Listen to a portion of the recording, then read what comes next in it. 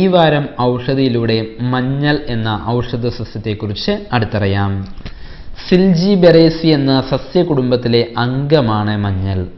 നമ്മളുടെ നാട്ടിൽ വ്യാവസായികാടിസ്ഥാനത്തിൽ കൃഷി ചെയ്യപ്പെടുന്ന മണ്ണിലെ പൊന്നായ മഞ്ഞളിനെ അറിയാത്ത മലയാളികൾ ആരും തന്നെ ഉണ്ടാകില്ല.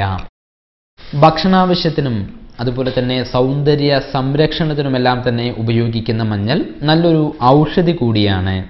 വിഷഗ്നൌഷധമായി ആയുർവേദം വർഗീകരിക്കുന്ന മഞ്ഞളിനെ കഫപിത്ത ഹരവും ത്വക്ക് രോഗങ്ങളും അരുചിയും സുഖപ്പെടുത്തുവാൻ സാധിക്കും. ചർമ്മസൗന്ദര്യം വർദ്ധിപ്പിക്കാനും മഞ്ഞൾ ഉപയോഗിക്കാറുണ്ട്. മഞ്ഞളരച്ച് മുഖത്തെ ലേപനം ചെയ്യുന്നത് നിറവും ഭംഗിയും വർദ്ധിപ്പിക്കും. മഞ്ഞളിൻ്റെ ഇലയും അരച്ച് പുരട്ടാവുന്നതാണ്. ഉള്ളിൽ കഴിക്കുകയും ചെയ്യാവുന്നതാണ്. മഞ്ഞളും മരൂട്ടിക്കുരുവും ഗോമൂത്രത്തിലരച്ച് പുരട്ടുന്നത് ത്വക്ക് രോഗങ്ങൾക്കും വ്രണങ്ങൾക്കും ഉത്തമമാണ്. പച്ചമഞ്ഞള്, പർപ്പടകപ്പുല്ല് എന്നിവ ഇടിച്ചു പിഴിഞ്ഞ് ലഭിക്കുന്ന നീരിൽ ഇരട്ടി മധുരം, പൊൻകരണ്ടി വേര് എന്നിവ കൽക്കമായി വെളിച്ചെണ്ണയിൽ കാച്ചി പുരട്ടുന്നത് കരപ്പൻ എന്നതായിരിക്കുന്ന അസുഖത്തിന് ഏറെ ഫലപ്രദമാണ് എന്ന് സഹസ്രയോഗം നിർദ്ദേശിക്കുന്നുണ്ട്. ത്വക്ക് രോഗങ്ങളെ പ്രതിരോധിക്കുവാൻ നിത്യവും ശരീരത്തിൽ മഞ്ഞൾ തേച്ച് കുളിക്കുന്നത് നല്ലതാണ്. ശരീര സൗന്ദര്യം വർദ്ധിപ്പിക്കാനും ഇത് സഹായിക്കും. കുഴിനഖത്തിനും മഞ്ഞള് സിദ്ധൌഷധമാണ്.